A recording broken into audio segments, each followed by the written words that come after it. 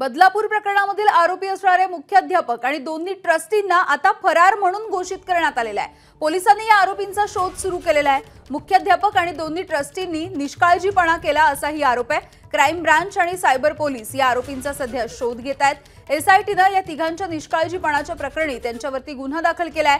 जबाब नोंदवण्यासाठी त्यांना बोलावण्यात आलं होतं, मात्र तिघे सुद्धा चौकशीला हजर न राहता पोलिसांना सहकार्य करत नसल्याची माहिती सध्या पोलीस सूत्रांनी दिली आहे। तसंच तिघांच्याही घरी पोलीस गेले होते, मात्र तिन्ही आरोपी घरी नव्हते आणि पोलिसांनी या संदर्भातली माहिती दिली आहे। सध्या या आरोपींना फरार घोषित करण्यात आलाय। याविषयी बोलूयात, आमचे प्रतिनिधी सूरज सावंत आहेत आपल्या सोबत। सूरज,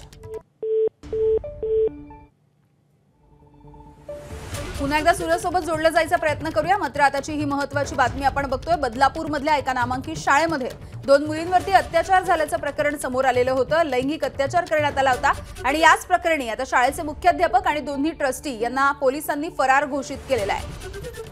एसआयटीने खरं तर या तिघांनाही चौकशीसाठी बोलावलं होतं। त्यांच्या घरी सुद्धा पोलीस गेले होते, मात्र घरी ते आढळले नाहीत आणि त्यानंतर आता फरार म्हणून घोषित करण्यात आलेला आहे। या तिन्ही आरोपींचा पोलिसांकडून सध्या शोध सुरू आहे।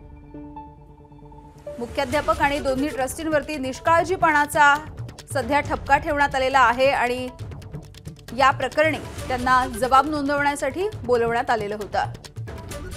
पुन्हा एकदा जाऊया, सूरज सावंत आपल्यासोबत। सूरज, यामिनी, नक्कीच आपण पाहतोय की एसआयटीने आता ऍक्शन मोडवर आल्याचं पाहायला मिळतंय। या संपूर्ण प्रकरणात जे या शाळेचे ट्रस्टी होते जय कोतवाल, त्याचबरोबर सचिव तुषार आपटे, अर्चना आठवले ज्या मुख्याध्यापिका होता, यांच्या विरोधात आता फरार म्हणून घोषित करण्यात आलेला आहे। या संपूर्ण प्रकरणात या तिघांचाही निष्काळजीपणा हा समोर आलेला आहे। या शाळेच्या शिक्षिका होत्या दीपाली देशपांडे, यांनी देखील यामध्ये त्यांच्यावर देखील निष्काळजीपणाचा एक कलंक लावण्यात आलेला आहे।